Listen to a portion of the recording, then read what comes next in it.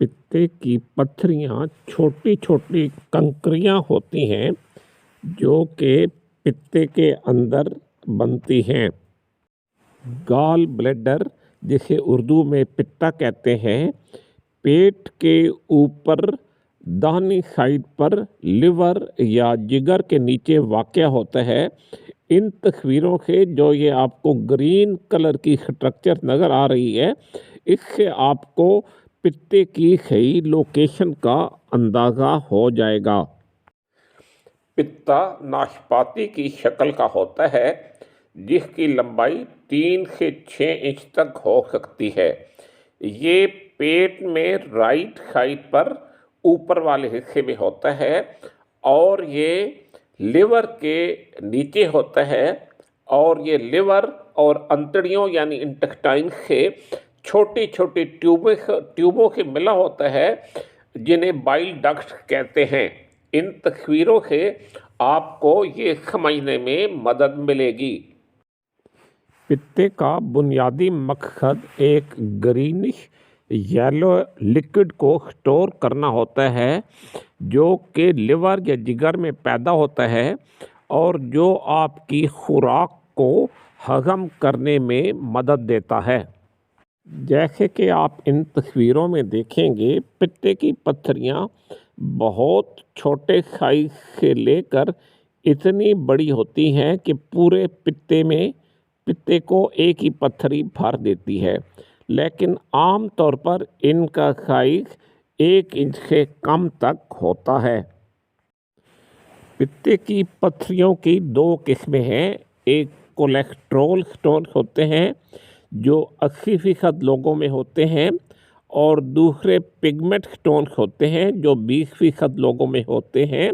ये जानना इसलिए ज़रूरी है कि जो कोलेस्ट्रॉल के स्टोन होते हैं उनका दवाइयों के ज़रिए इलाज किया जा सकता है। गॉल स्टोन क्यों होते हैं, इसकी कोई ख़ास वजह तो पता नहीं, लेकिन ये ख़वातीन में आम तौर पर ज़्यादा होते हैं। अगर उम्र 40 साल से ज़्यादा हो तो उस वक़्त इनका इम्कान होता है, ये बच्चों में नहीं होते हैं। और अगर आपके ख़ानदान में किसी को ये गॉल स्टोन हैं तो फिर ये आप में भी होने का इम्कान होता है। एक वक़्त में कहा जाता था कि ये अगर 5F हो तो गॉल स्टोन होने का इम्कान होता है, यानी फीमेल आप खातून हैं, फर्टाइल आपके बच्चे ज़्यादा हैं, आप फेयर कलर्ड हैं, आपकी उम्र 40 से ज़्यादा है और आप मोटे हैं। दूसरी वजूहात में प्रेगनेंसी है। अगर आप वो माने हमल गोलियां इस्तेमाल करते हैं जिनमें ईस्ट्रोजन शामिल होते हैं, आपका वज़न बहुत ज़्यादा है, आप अक्सर फास्टिंग करते हैं, आप अपना वज़न तेज़ी से कम करते हैं जिसमें ऑपरेशन के ज़रिए वज़न का कम करना भी शामिल है, और अगर आपकी फ़िज़िकल एक्टिविटी नहीं है।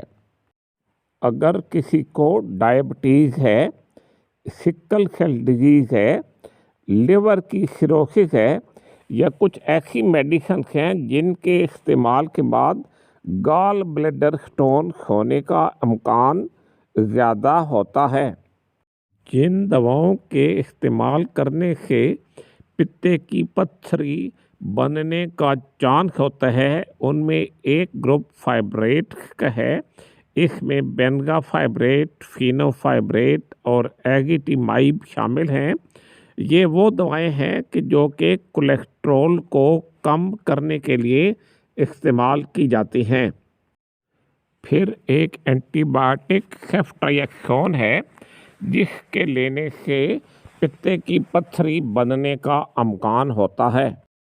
इसी तरह दवाओं का एक ग्रुप है जिसे सोमैटोस्टैटिन एनालॉग्स कहते हैं, जिनमें ऑक्ट्रियोटाइड शामिल है।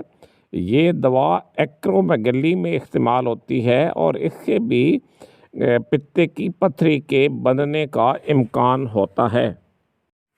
इसी तरह ईस्ट्रोजन हार्मोन रिप्लेसमेंट थेरेपी, चाहे वो पोस्ट मीनोपॉज़ल औरतों में हो या मर्दों में इसका इस्तेमाल किया जाए, इनके दरमियान भी और जो गॉल ब्लैडर के स्टोन होते हैं ताल्लुक बताया जाता है।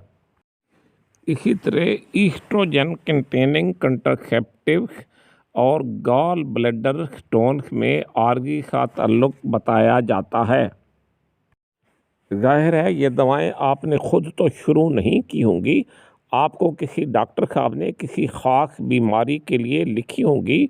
आप सिंपली उनकी 100% उनकी एडवाइस पर अमल करें और उनसे डिस्कस कर लें कि जो दवाएं आप ले रहे हैं उनके दरमियान और पत्ते की पथरी के दरमियान क्या ताल्लुक बनता है। लेकिन आप 100% अपने डॉक्टर साहब की एडवाइस पर अमल करें, इस वीडियो पर बिल्कुल ना जाएं,